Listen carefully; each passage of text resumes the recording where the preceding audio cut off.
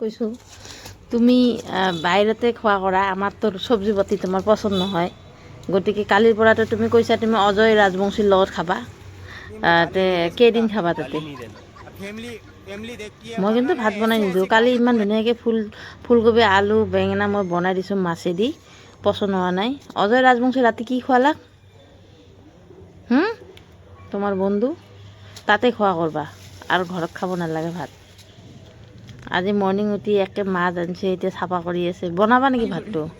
চব্জি বনাবা? হে তোমাৰটো বনাবা, মোৰতো নালাগে, মই বেলেগকৈ বনাই খাম।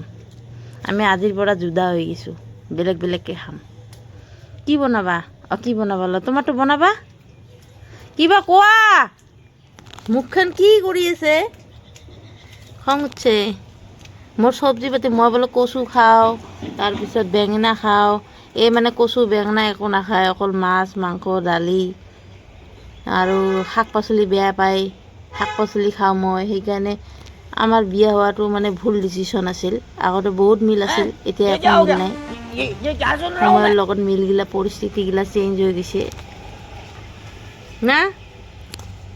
ফুলকবি খাত চাই এটা এটা শিল খাওঁ ভাল। ফুলকবি বনাই কুটি দিছে, বাংনা থৈ দিব এটা এটাকে। এনেকৈ আঞ্জা বনায় মানে ফুলকবি বনাব নাজানে কেনেকৈ বনায়।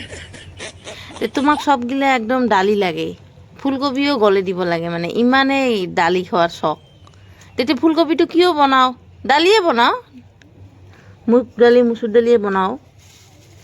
ফুলকবিও গেলগেলা লাগে, একদম মানে গুলগুলা লাগে আৰু চব্জিদাৰ। সেনেকৈ আৰু চব্জি খায় নেকি? অলপ গোটা গোটা থাকিব লাগে।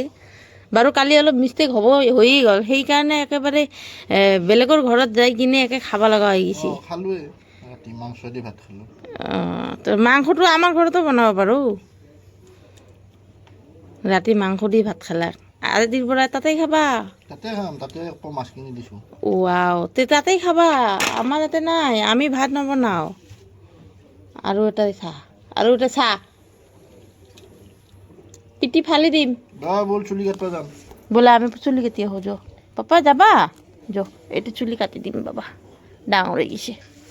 ব'লা এই চাবোনগিলা দিলাক পেলাই এইটো পানীত মগটো লোৱা মাথা মাৰি আছে। দে বনোৱাতে মই যাওঁতে অলপ ফুৰি আহোঁ, এনজয় কৰি আহোঁ।